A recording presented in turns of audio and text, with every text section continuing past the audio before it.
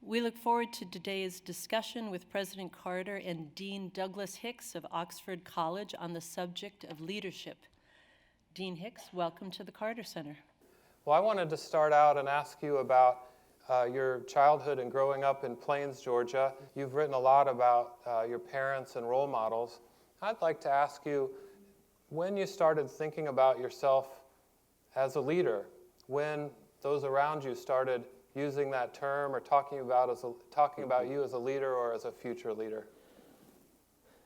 I don't think I ever thought about leadership as a subject until I was in the Navy. And then, of course, I was at the Naval Academy for a while, and I was an ensign, and every naval officer is always talking about how I'm going to get promoted, so that was my first thought about leadership. But then we had a very severe and incisive courses at Naval Academy about what comprises leadership. And I would say that the first mandate for a leader was to tell the truth. And that was the one thing at the Naval Academy that would get you instantly dismissed without any further discussion if you were caught making a misleading statement or telling a lie. So that was it. And when you went on Christmas vacation, you were not supposed to get married and so forth.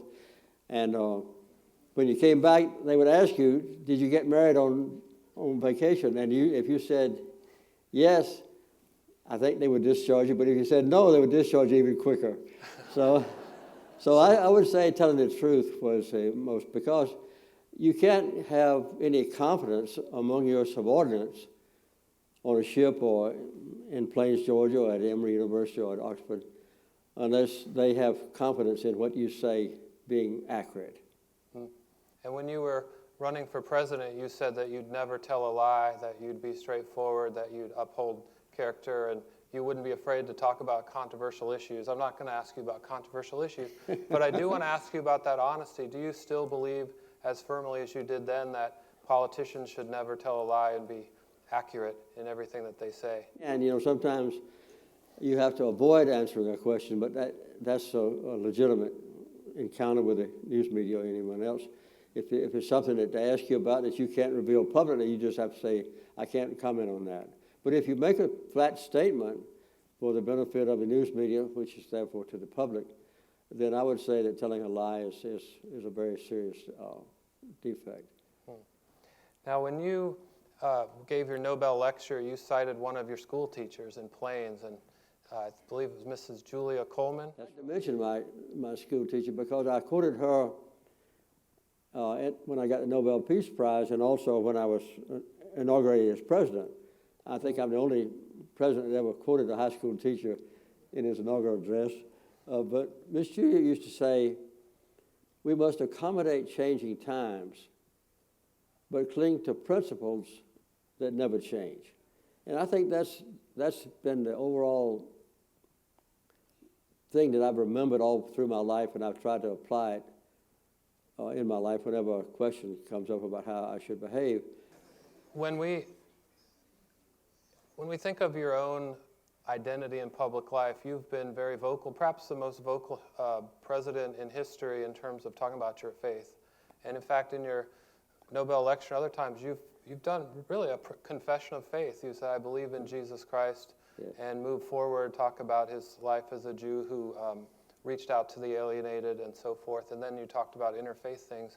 But why do you feel it's so important from your perspective to share that grounding of who you are when you're leading the public? Well, we worship Jesus Christ as a Prince of Peace. And bringing peace in my own family and to those around me in Plains, Georgia, or at Emory University, where I've taught now for this will be my 39th year, or as president, was very important to me. And I not only tried to keep our own country at peace, and I was successful in doing that. We never dropped a bomb or launched a missile or fired a bullet while I was president. And that's only happened 16 years out of the 242 years that our country's been in existence. So 16 out of 242 is almost a miracle in having good fortune and that sort of thing. But I try to maintain peace and promote human rights. And the human rights aspect is very important to Jesus Christ and to other religions. I'm not knocking other religions when I say that. Because equality of human beings, whether you're crippled or blind or have leprosy or whether you're not a believer in the same faith that Jesus espoused, or whether you're African American or white person, or whether you're an immigrant or someone seeking to live here. I think the main foundation of all human rights is to seek equality among people. And for me as president and as governor before that, I think the essence of it was to keep the peace and to provide equality of treatment.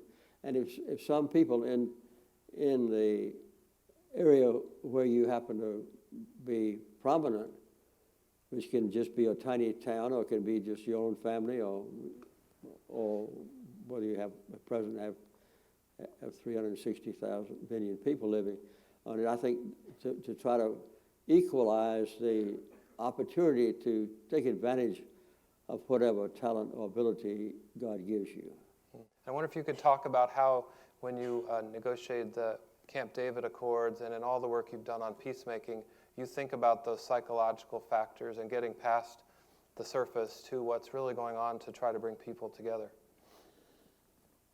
I think the basic cause of our success at Camp David and the peace treaty that's lasted now for more than 42 years between Israel and Egypt is primarily because all three of us were deeply religious.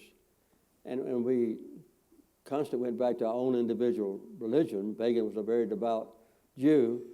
In fact, he was the first prime minister of Israel that was very devout, even before he was prime minister. And Sadat, had a brown spot on his forehead where he had knelt down and put his face on the ground since he was a child. And I was a Christian too. So we found a lot of common ground among us, despite the disparity in our own particular faith. And so we tried to extract from our own individual religions a guidance for us in trying to make sure that everybody was treated equally before God. And I think that all of us, all of our religions do elevate the importance of peace. So peace was successfully negotiated. Equality was not. And the Palestinians now still suffer from gross inequality, although that was the other part of Camp David. We had two parts. One was peace between Israel and Egypt, and the other was the rights of the Palestinians.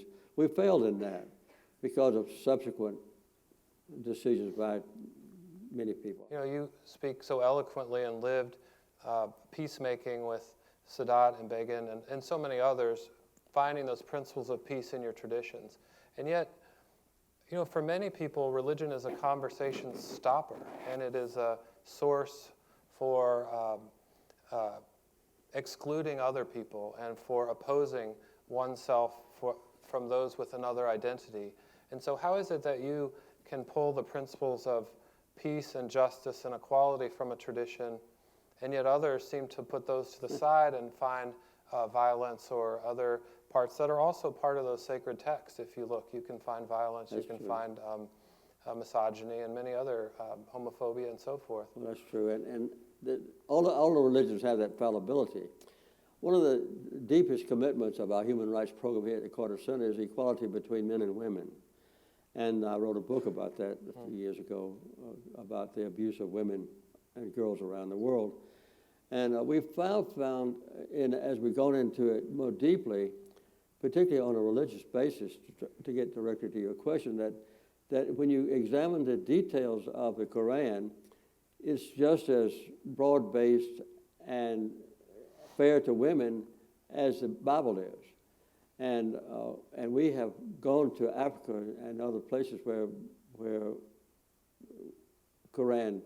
Islam prevails, and extracted leadership. And we spent a lot of our time in recent years just sharing with Muslims about how they can also elevate the status of women to equality. We talked another time about Reinhold Niebuhr and Richard Niebuhr and theologians who have tried to address the American experiment.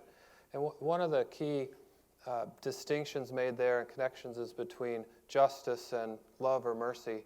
Yes. And I've been so interested in your work in your lifetime. You've been a public official and worked on legal change and on justice specifically and directly. And yet a lot of your volunteer work through Habitat for Humanity, through many organizations, deals more with love and charity, if you will. I wonder if you could talk about how you see the connection between justice and charity. Well, I can't say that I disagree profoundly with Reinhold Niebuhr or others, but Reinhold Niebuhr said that the ultimate goal of politics is justice in a sinful world, he added. And whereas in religion, the ultimate goal is love and care for other people, and you can't always, in a religious organization, it's very difficult to always rely on love, because we always have a temptation to believe that our country is superior. And in the past and now, sometimes our country is based on the belief of our citizens collectively.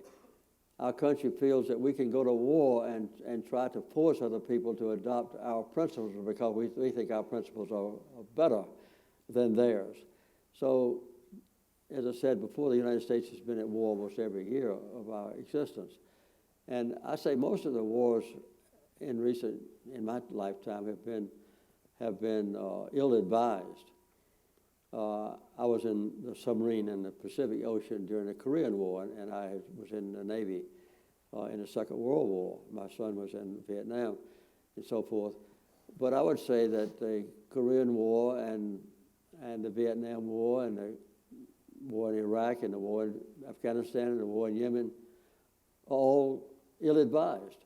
I think they were not necessary. So I can see how an ideal of Christianity can be based on love, and I think that most governments in the world can't apply love for one another as the ultimate thing, because I think they fallaciously adopt war instead of peace. And I can't say that I would disagree with the United States' decision to go to war in World War I and World War II. I didn't mean that. So I'm not a complete pacifist, but I think whenever possible, we ought to maintain peace instead of war. So it sounds like you would want nation states and politics to think about love as well as justice, but you're also saying that we haven't quite established justice, that we haven't achieved that much. That's correct. I think one of the basic human rights of a human being is to be able to live in peace and not live in a war-torn environment, either locally or nationally. The students wanted to ask you about failure. Looking at your work with the Carter Center, it seems like you accept failure as a possibility without being too worried about the risks. In fact, that's on the website, that you're willing to fail. It is. Do you think failure is an important step in leadership? And how do you react and come back from a failure that blows away your best efforts? You know, one of the things I tried for when I was just out of a Naval Academy was a Rhodes Scholarship. And I was a finalist in the Southeastern region, and I finally failed. And but I didn't feel like that was a major setback in my life. But I think all the way through, we need to be willing, as we explore goals for ourselves in life, as we change constantly, to accept the possibility of failure, if you think that the success is worthwhile. And so we undertake a lot of projects at the Carter Center that might be very difficult and so forth. And I made one of our basic principles of the Carter Center, as you pointed out, that we don't let the prospect or possibility of failure deter us from undertaking major and risky things. So what we've tried to do at the Carter Center is, our number one goal in the Carter Center is to undertake difficult subjects and to try to fill vacuums in the world. We adopted 5 diseases on Earth to eradicate, knowing that we couldn't succeed in all of them, but we have gotten very close to some of them, and we don't let that deter us. And we want to promote human rights to be all pervasive. We know that's not possible, and Habitat, wants to eliminate substandard housing for everybody in the world. That's impossible.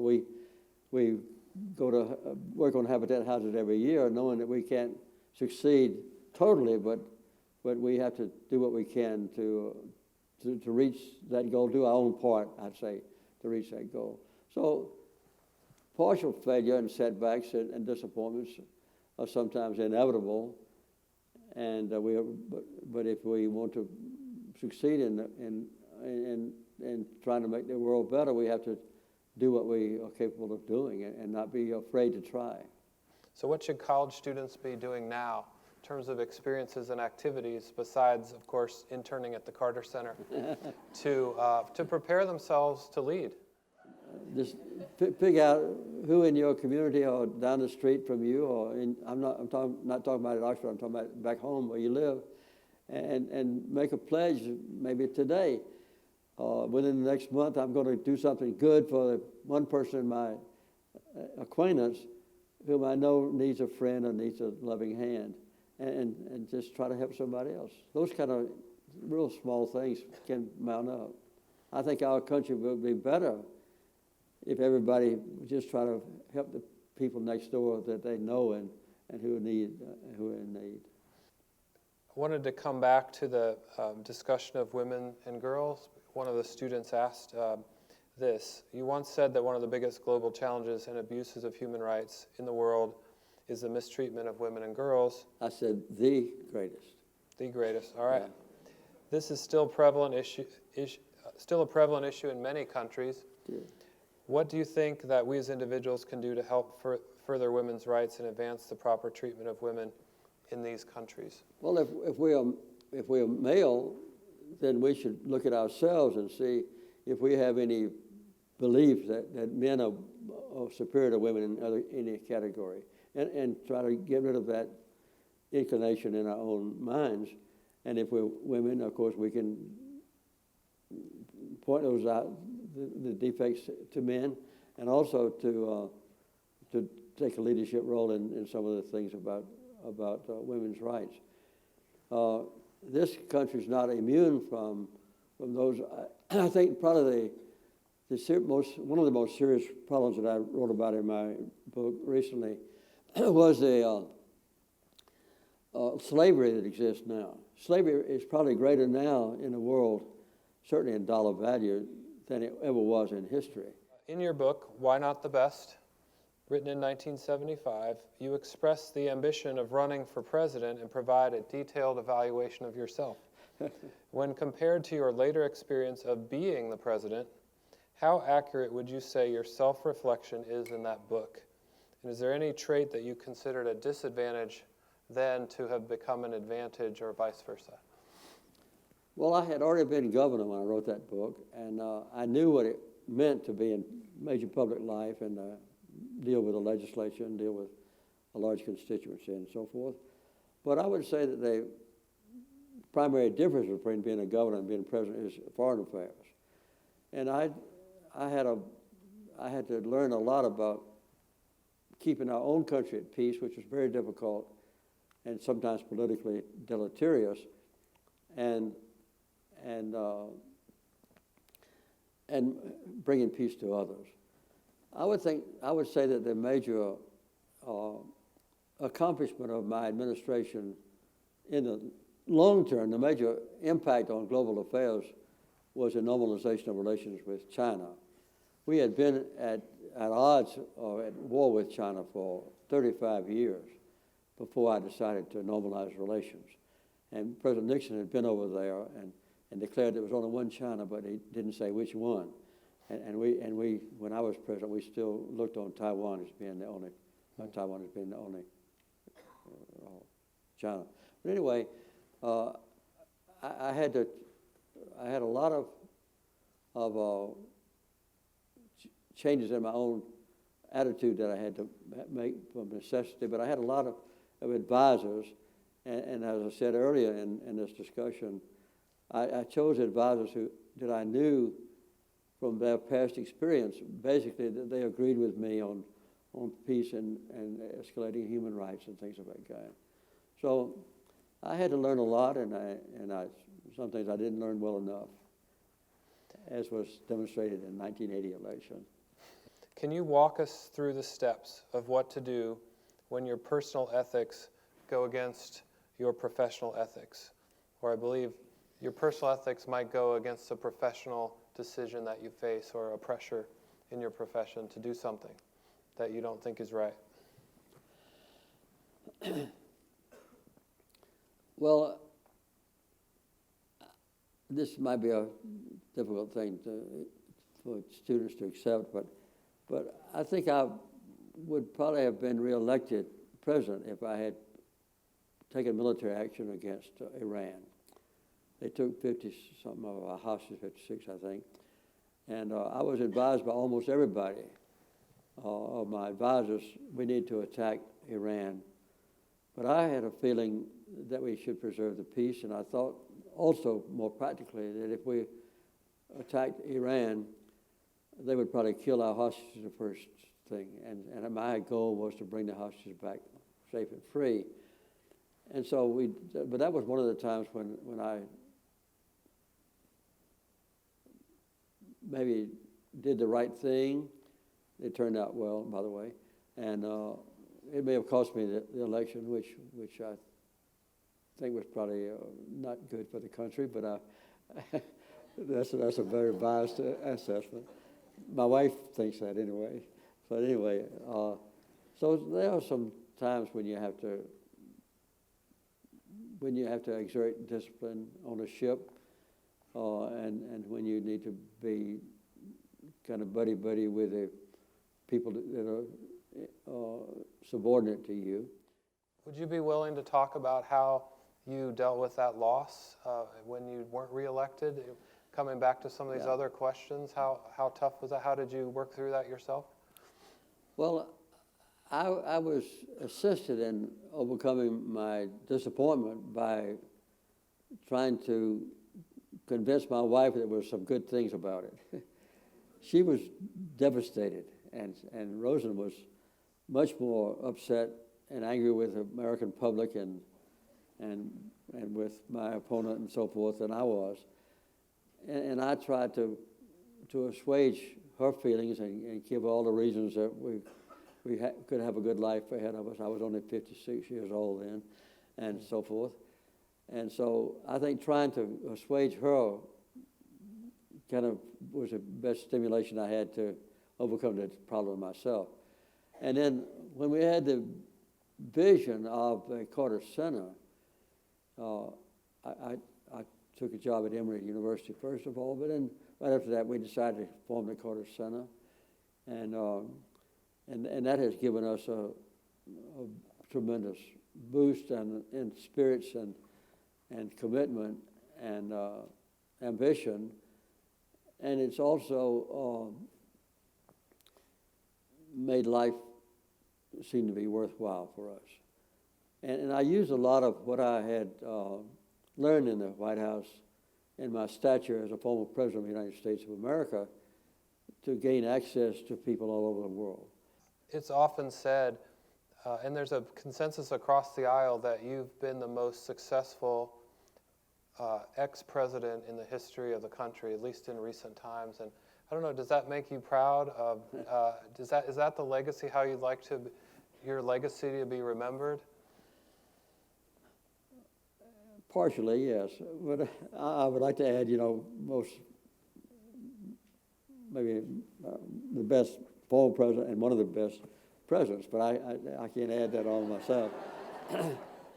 Roosevelt kind of resents it when somebody says you're the best former president we've had, but I appreciate it because I value my life since the White House just as much as I do the 4 years I spent in the White House. I think what we've done at the Carter Center and so forth equals what I did as president. Well, it does, and we as partners within Emory University are so proud to be associated with you, and to have this opportunity to talk with you about leadership is just fantastic. And to talk about understanding and practicing leadership, I can't think of a single human being that I'd rather sit next to and learn from, and I believe that my fellow faculty and staff and our students feel exactly the same way, and what an honor it is to share the Emory banner with you. Doug, thank you. Thank you so much. It's been a real pleasure. It's a real pleasure. Thank you.